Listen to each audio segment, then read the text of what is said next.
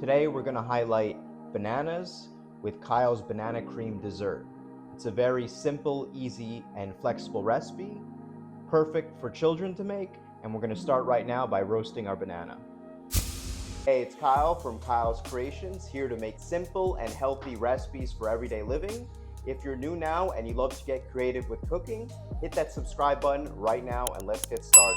First step, start by roasting the whole banana until the skin turns dark and glossy. Then let's prepare the almond crumble. Begin by adding cubed chilled butter along with sifted dry ingredients and blend until the mixture starts to clump together into a dough. Finally, wrap the dough in plastic wrap and chill this for at least 20 minutes to firm up.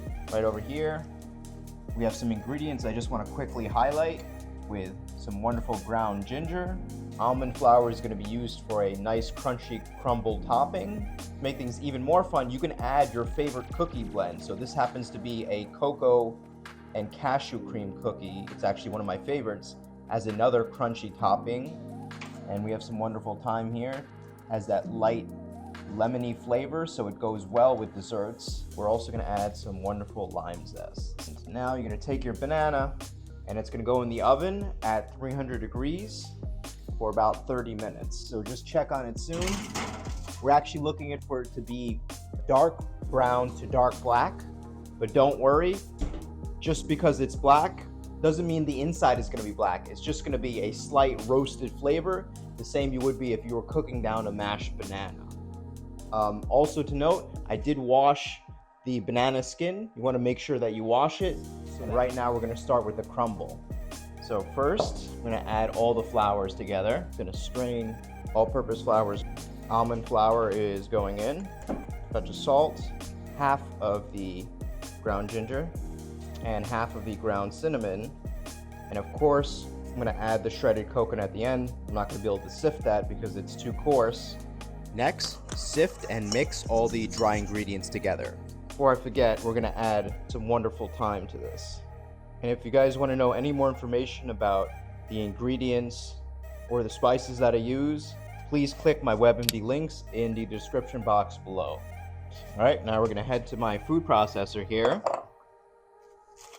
I have my cold cubed chilled butter and just going to break that up. Next, add the sifted dry ingredients. Pulse this together. And I did forget to add the shredded coconut. That's going right in. Okay, perfect. It all starts to form into one big dough mass. Now you know it's ready. It has that gravel sound. Perfect. Take some plastic wrap. Before mixing the dough in the food processor, add the lime zest, but as a last minute resort, I'm going to add it just as I need it with my hands. This in the fridge for 20 to 30 minutes. Step 2, peel and chop the roasted banana into slices. Then whip up a delightful banana smoothie by blending it with heavy cream and milk. Next, in a bowl, separate 4 egg yolks and start whisking with sugar until the mixture thickens and flows like ribbons. Now combine the banana cream with the egg yolk mixture in a medium pot and bring to a boil. Finally, shut off the heat and strain the mixture. Okay, all right, after it could be 15 to 30 minutes, once it's shiny and black, you know the banana is roasted. See? The easiest way to peel a banana is actually from the opposite end. Still warm, I'm just gonna cut this up. Okay, banana's going in. You could buy this online, costs about 20-30 bucks, but it's a good investment because you can carry it with you. It's not heavy and it's high powered. So right now I have my bananas here. We're gonna add some heavy cream to it. And now we're gonna add some milk. Make sure you secure this with your other hand. And we're gonna start on low first.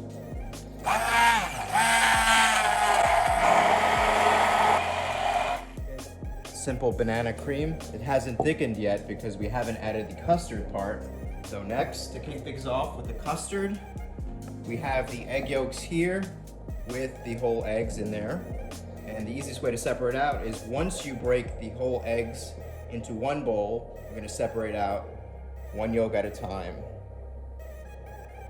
remember to wash your hands right after this. So we're using 4 eggs for this. So originally, to give you a little bit of context, I started out with a pistachio cream base, and I didn't realize how much water there is in banana. You know, there's magnesium, there's potassium, and there's a lot of water in the banana. So my proportions of heavy cream and milk were a bit off because the custard mixture at the end was a bit too loose. So this is why I modified the recipe and added an extra egg yolk and reduced the amount of milk and cream. So now we're just whipping up some egg yolks and sugar together. Incorporate some air.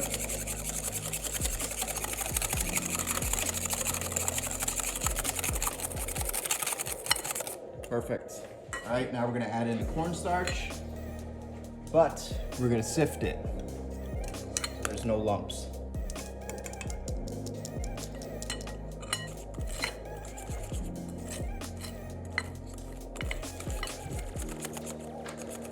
Nice and thick.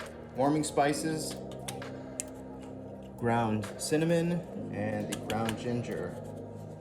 It's going in. And actually, ground cinnamon goes wonderfully with bananas.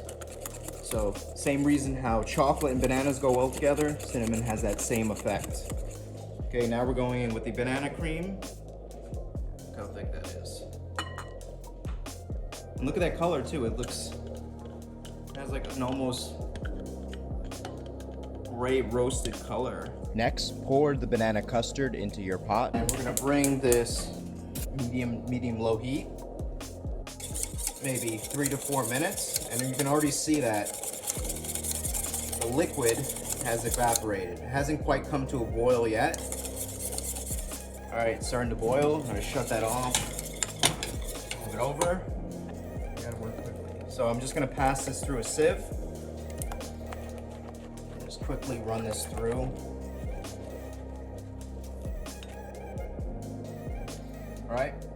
One last thing I forgot to add, I'm gonna remind you right now, is we're gonna add some butter at the end to help this emulsify.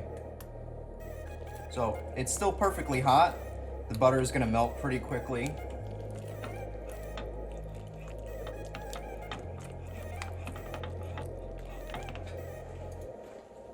For that with plastic wrap. And chill it in the freezer for 30 minutes or in the fridge for 1 hour. Step 3. Now for the final crunch topping. Take the almond crumble dough and pass it through a cooling rack or the coarse side of a cheese grater. Then bake it until it turns beautifully golden brown. To assemble this 3-part dessert, don't forget to sprinkle your favorite crunchy cookies on top. I'm gonna use this resting rack and we're gonna push this through.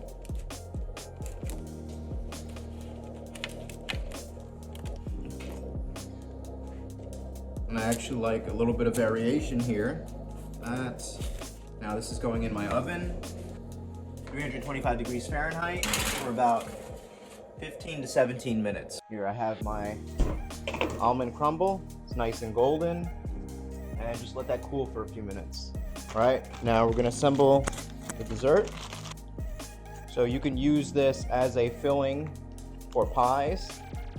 And also, if you want, you can just take the roasted banana and you can make ice cream with it. Notice I have another piping bag here. This is some honey whipped cream. I added some ginger and cinnamon, which I love to use. Also used in this base recipe. So that recipe will be in the description.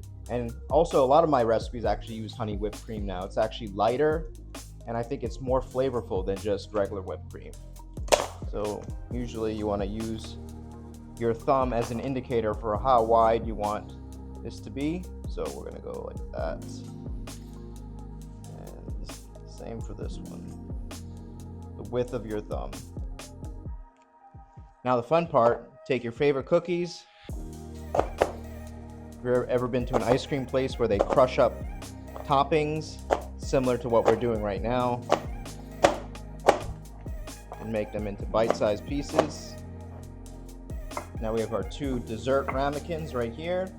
We have some thyme, and just put a few pieces on the bottom, create a crunch base. And now we're gonna put the banana cream right on top. So I just hold it down.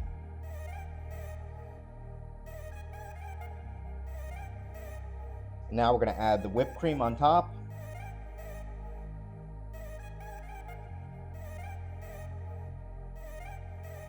Now time to add your favorite crunchy cookie topping. And for my other dessert pairing, I'm gonna add the almond crumble that we just made. Add some fresh thyme. Lets you know that it's one of the herbs we used to make this dish. Don't forget to like and subscribe for all my latest recipes. And we're gonna try this banana cream dessert. We're gonna try Kyle's banana cream dessert right now. Oh, look at that, hear that crunch. Wow, guys, I feel like a kid. This is a wonderful dessert. Very vibrant, very light. The roasted banana flavor definitely comes through. I'm so glad I used the whole banana instead of half. And it's just such a wonderful, light, crunchy texture to it. Everything complements the banana flavor. The almond crumble adds some nice crunch. The whipped cream is very light and not too sweet, so it's a wonderful complement to the banana cream. And because I added some vanilla extract and some cinnamon and ground ginger, it actually balances out the whipped cream, so it's not overpowering at all, but it's a wonderful balance to go with the rest of this dessert. Just going to try quickly with this cashew cream and cocoa cookie. That also works. I told you before, chocolate and banana go really well together. So you can make your own cocoa whipped cream with cocoa powder.